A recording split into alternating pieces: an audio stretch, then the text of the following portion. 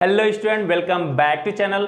चलिए तो आज हम लोग डिस्कस करेंगे एवरेज प्रॉफिट मेथड से गुडविल को कैसे निकालते हैं और वह क्वेश्चन विद एडजस्टमेंट के साथ, यानी कि वह क्वेश्चन में बहुत सारे ऐसे एडजस्टमेंट होंगे, उसको कैसे सॉल्व करेंगे। तो हमने पिछले क्लास में एडजस्टमेंट के बारे में बताया था कि 6 एडजस्टमेंट ऐसे बताए थे जो हम सॉल्व करते वक्त किसको कहाँ पे ऐड करते हैं और कहाँ पे माइनस करते हैं, ये हमने बता दिए। जो वह वीडियो नहीं देखा होगा लिंक डिस्क्रिप्शन में, वो जाके देख के आइए, फिर ये क्वेश्चन समझ में आएंगे। क्लियर है? तो चलिए आगे हम देखते हैं एक क्वेश्चन और फिर उसको सॉल्व करते हैं। तो क्वेश्चन स्क्रीन पे है, देखिएगा। कह रहा है कि X and Y are partner in a firm, the admit Z into partnership for equal share, यानी एक्स और वाई क्या है, पार्टनर है और जेड को लोग इक्वल शेयर के लिए एडमिट कर रहे हैं फॉर्म में। उसके बाद कह रहा है कि it was agreed that goodwill will be valued at 3 years purchase of average profit for the year. अब उनका जो 3 इयर्स का एवरेज प्रॉफिट से आपको क्या करना है, निकालना है गुडविल, ठीक है। और जो उनका एवरेज प्रॉफिट दिया हुआ वो दिया हुआ है 31 मार्च 2014 90,000 लॉस, 2015 का दिया है 1,60,000 और 2016 का दिया 1,50,000, 2017 का दिया है 65,000 और 2018 का दिया है 1,77,000। ये आपका क्या कर दिया है, 5 साल का आपका प्रॉफिट दे दिया है जिसमें एक लॉस ऐड है। उसके बाद कह रहा है book account of the revealed that, यानी बुक्स अकाउंट में कुछ चेंजिंग हुए हैं, कुछ प्रॉब्लम है, कुछ मिसिंग है, कुछ एडजस्टमेंट है। वह क्या है तो देखिए, कह रहा है कि the firm had gain of 50,000 from sale of machinery sold in the year ended 31 March 2015, the gain was credited in profit and loss. लो भाई, हमने एडजस्टमेंट में बताया था ना कि कुछ ऐसे कैपिटल एक्सपेंडिचर होंगे जिनको हम लोग रेवेन्यू एक्सपेंडिचर मानते हैं, कुछ रेवेन्यू एक्सपेंडिचर होते हैं जिनको कैपिटल एक्सपेंडिचर मान लेते हैं, कुछ एबनॉर्मल लॉस होंगे और कुछ एबनॉर्मल गेन होंगे। तो अब देखो तो इसमें ये क्या है कि एक फर्म के मशीनरी को हमने सोल्ड किया है तो 50,000 का गेन हुआ है। अब बताइए यह क्या है, आपका एबनॉर्मल गेन है ना। तो इस तरीके के जो भी हमने बताया था कि एबनॉर्मल गेन जो होता है उसको हम लोग क्या कर देते हैं, प्रॉफिट में से माइनस कर देते हैं। समझ में आ रहा है? तो वह पिछले वाले वीडियो में हमने अच्छे से बताया था, उसको जो नहीं देखा होगा जाके एक बार जरूर देख के आइएगा, ठीक है। लिंक डिस्क्रिप्शन में भी है, वहां से आपको मिल जाएगा, आपको जाके देख के आइएगा, तभी समझ में ये क्वेश्चन आएंगे। तो कह रहा है कि प्रॉफिट हुआ है कितने का, 50,000 का, एबनॉर्मल गेन है, इसको ध्यान रखिए क्या करना है, हमें माइनस करना है, ठीक है। आगे चलते हैं। दूसरा, there was an abnormal loss of 20,000 incurred in the year ended 31 March 2016 because of machinery becoming obsolete in accident. अब देखिए, कह रहा है कि एबनॉर्मल लॉस यानी कि एक मशीन है जो एक्सीडेंट की वजह से 20,000 का उसको क्या होता है, लॉस हो जाता है। तो अब बताइए, हमने बताया था कि जो एबनॉर्मल लॉस होते हैं उसको क्या करते थे, बोलो, सिंपल सा प्लस करते थे, बता चुके हैं। तो हम क्या करेंगे, एबनॉर्मल लॉस को प्लस कर देंगे। ध्यान रखिएगा, 2 एडजस्टमेंट क्लियर हो गए। चलिए तीसरे की बात करते हैं। कह रहा है कि overhauling cost of second hand machine purchase on 1 July 2016 amounting to 1 lakh was debited to repair account. लो आ गया ना, जो तीसरे चौथे वाला एडजस्टमेंट बताए थे उसमें से है।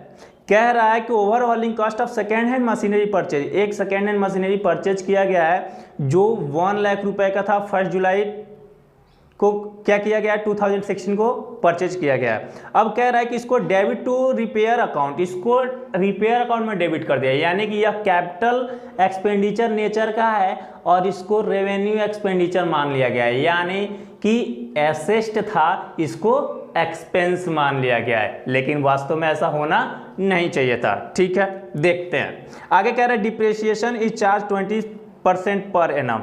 अब देखिए, अब इस एसेट का जो डिप्रिसिएशन है वो 20% क्या करना है, चार्ज भी करना है, तो ठीक है।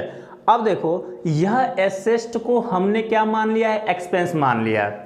तो वास्तव में एक्सपेंस मान लिया होगा तो एक बात बताओ, जब हम इसको एक्सपेंस माने होंगे तो हमारा प्रॉफिट क्या हुआ होगा, कम हो गया होगा, यानी कि जब हम एसेट को एक्सपेंस माने होंगे तो इतने से प्रॉफिट हमारा कम हो गया होगा।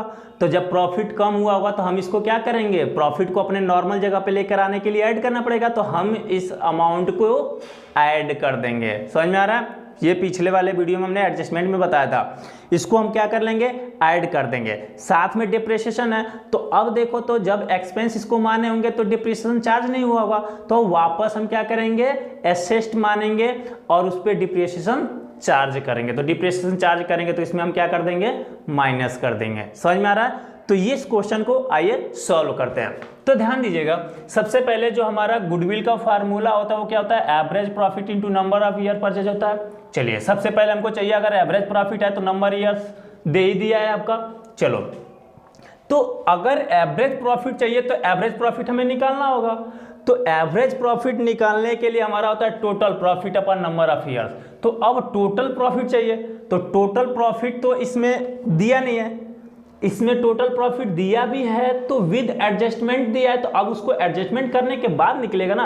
तो चलिए सबसे पहले हम क्या करेंगे, उसके लिए एक वर्किंग नोट तैयार करेंगे और इसमें हम लोग क्या करेंगे, उस प्रॉफिट को कैलकुलेट करेंगे। कैसे कैलकुलेट करते हैं, तो देखिए सबसे पहले हम क्या कर लेंगे, ईयर बना लेंगे, प्रॉफिट दिखा लेंगे, एडजस्टमेंट दिखाएंगे और फिर निकाल के लाएंगे नॉर्मल प्रॉफिट। यही हमारा क्या है, नॉर्मल प्रॉफिट है। तो सबसे पहले आपका देखो 2014 का क्या दिया है, तो 2014 का दिया था लॉस 90,000 का, हम यहाँ पे लिख दे रहे हैं 90,000 का लॉस।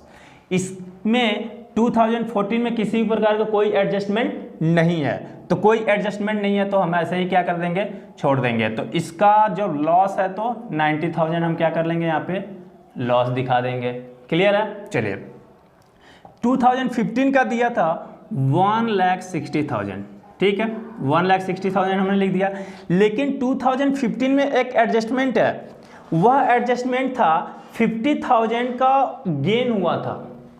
तो अब बताइए वह हमारा क्या था, मशीनरी जब सोल्ड किया था तो 50,000 का गेन था, तो वह 50,000 गेन है, एबनॉर्मल गेन है। एबनॉर्मल गेन को हम क्या कर देते हैं, इसमें माइनस कर देते हैं। तो यह 50,000 क्या कर देंगे, हम माइनस कर देंगे। तो 50,000 माइनस कर दें तो बचेगा कितना, 1,10,000। समझ में आ रहा है? चलिए आगे बात करते हैं 2016 का। तो 2016 का जो प्रॉफिट दिया था 1,50,000 दिया था, ठीक है, 1,50,000 लिख दिए। अब देखो 2016 में भी एक एडजस्टमेंट था, कह रहा था कि जो abnormal loss of 20,000 incurred in the year ended 31st, एक मशीनरी क्या हुआ था कि एक्सीडेंट की वजह से 20,000 उसमें नुकसान हो गए थे। तो 20,000 नुकसान होता है, तो अब देखो एबनॉर्मल लॉस है, तो एबनॉर्मल लॉस को हमने बताया था, इसको क्या कर देते हैं, प्लस कर देते हैं। तो 20,000 इसमें क्या कर देंगे, हम प्लस कर देंगे। चलिए ये हो गया हमारा 20,000 प्लस, तो ये कितना बन जाएगा, 1,70,000। ठीक है, चलिए आगे दिया है 2070 का, 2017 का दिया है 65,000, यानी इसका जो प्रॉफिट था 65,000 था। इससे में भी कोई एडजस्टमेंट है, तो देखते हैं। इसमें एडजस्टमेंट है कि 1 July 2016 and amounting to 1 lakh was debit to repair account depreciation, यानी इसको क्या कर दिया गया है, गलती से इसको 1 लाख को एक्सपेंस मान लिया गया है। तो चलिए, तो सबसे पहले एक बात बताओ, अब ये हमारा 31 मार्च का था, तो 31 मार्च का मतलब कि 1 जुलाई 2016 तो हमारा 17 वाले ईयर में आ जाएगा, तो जो भी ट्रीटमेंट होगा वो 2017 में होगा।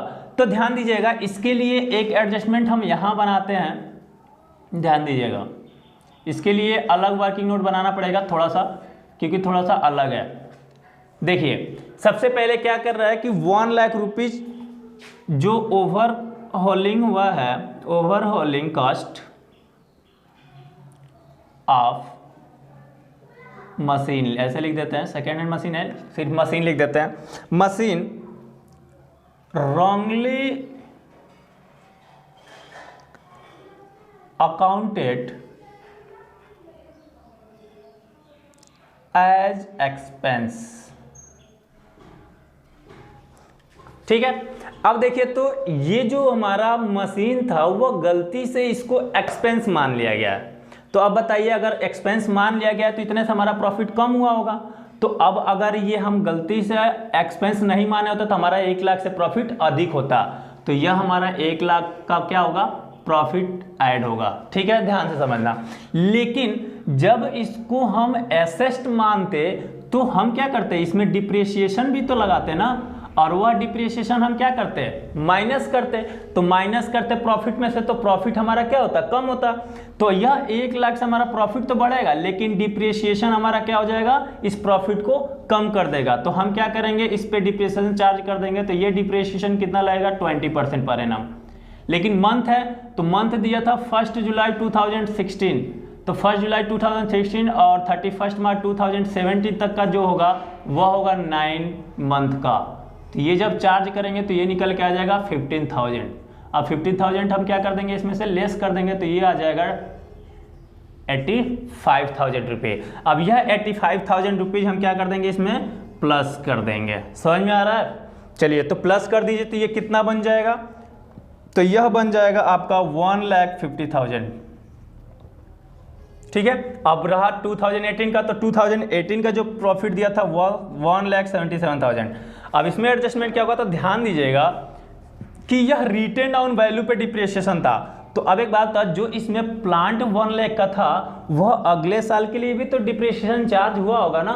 तो यह हम क्या करेंगे, डिप्रिसिएशन फॉर 2018, ठीक है, 31 मार्च 2018 के लिए भी डिप्रिसिएशन चार्ज करेंगे। तो कितना होगा, तो ध्यान दीजिए, अब 85,000 है ना, तो 85,000 का 20% कितना बनेगा, तो 17,000। तो हम क्या कर लेंगे, 17,000 इसमें से माइनस कर देंगे। क्यों, क्योंकि यह 70,000 इसमें से माइनस नहीं हुआ होगा। ठीक है, तो इसको हम लाके यहाँ पे माइनस करेंगे, तो यह हो जाएगा 1,60,000। अब इनको हम क्या कर लेंगे, टोटल कर लेंगे, तो यही हमारा टोटल प्रॉफिट निकल के आ जाएगा। टोटल इनको ऐड कर दीजिए, 1 2 3 4 7 1 8, हाँ 5 लाख टोटल हो जाएगा, 5 लाख। तो अब हमको क्या चाहिए, एवरेज प्रॉफिट चाहिए। तो एवरेज प्रॉफिट यहाँ पे निकाल लीजिए, टोटल है 5 लाख, ये निकल के आएगा, टोटल प्रॉफिट 5 है, और नंबर ऑफ ईयर कितना है, 5। तो ये हो जाएगा हमारा 1 लाख रुपीज़, यानी 1 लाख रुपए का एवरेज। अब देखिए, जब एवरेज प्रॉफिट हमारा कितना आ गया, 1 लाख रुपीज़। अब ध्यान दीजिए, हमें चाहिए क्या, गुडविल। तो अब जब गुडविल होगा तो हमारा एवरेज प्रॉफिट आ गया 1 lakh rupees into number of year purchase. तो नंबर ऑफ ईयर परचेज दिया कितना था जी, तो क्वेश्चन में दिया था 3, तो ये हो जाएगा 3 लाख रुपीज़। यही हमारा क्या हो जाएगा, आंसर हो जाएगा। समझ में आया? तो इस तरीके से हम क्या करेंगे, क्वेश्चन को सॉल्व करेंगे। एडजस्टमेंट को आपको ध्यान में रखना है। ठीक है, चलिए इस क्वेश्चन को एक बार और देख लेते हैं। सबसे पहले क्या है कि हम ये देखेंगे कि दिया नॉर्मल प्रॉफिट कितना दिया है और उसके बाद एडजस्टमेंट क्या क्या दिया है। तो सबसे पहले हम क्या कर लेंगे, एक नॉर्मल प्रॉफिट ऐसे सारा जो भी दिया है आपको निकाल के लिख लेना है। लिख लिए। अब देखेंगे कि इनसे रिलेटेड एडजस्टमेंट क्या क्या दिया है। तो इनसे रिलेटेड एडजस्टमेंट दिया है कि एक एबनॉर्मल गेन हो रहा है, जो किसी मशीन को हम सेल कर रहे हैं तो 50,000 रुपये मिल रहा है, तो वह 50,000 रुपये हम इसमें से क्या कर देंगे, लेस कर देंगे। लेस हो गया। अब उसके बाद 1,50,000 का एबनॉर्मल लॉस हो रहा है, तो अब एबनॉर्मल लॉस को हमने बताया था, इसको ऐड कर देते हैं। हम एबनॉर्मल लॉस को इसमें ऐड कर देंगे, प्रॉफिट बढ़ जाएगा।